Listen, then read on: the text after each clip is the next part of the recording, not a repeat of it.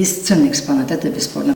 Шәһәрнең икенче мәктәбе укытучысы Прасковья Балакированың 1945 елның 1 гыйнварында алган аттестаты бу. Күчермәсе түгел, оригинал.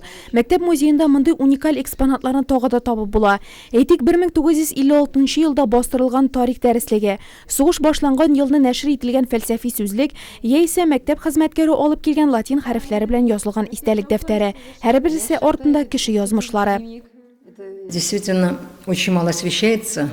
Район һәм шәһәребез мәгърифәте тарихы аз яктыртыла. Шуңа да без музей өчен бирелгән шушы матур бүлмәдә Нурлат шәһәре һәм районы мәгърифәте тарихы музеен булдырырга килештек.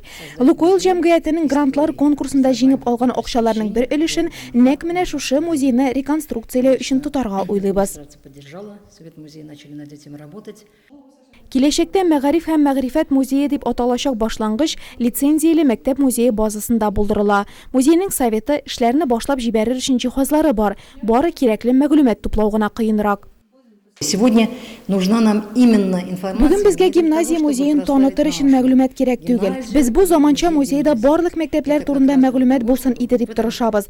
Һәр мәктәптә бер дигән укытучылар, горурланырлык укучылар бар. Без шулар турында сөйләргә җыенабыз һәм кирәкле материалны җыюда ярдәм көтәбез. Киләчәктә Мәгариф һәм мәгърифәт музее район укучылары, хәтта шәһәр кунакларына күрсәтерлек тарихи кыйммәткә ия экспонатлары шактый булган учреждениегә әйләнер дип көтелә. Иң мөһиме, үзебез җирлектән чыккан данлыклы укытучылар династияләре, бүгенге көндә төрле дәрәҗәләргә ирешкән укучылар турында сөйләячәк ул.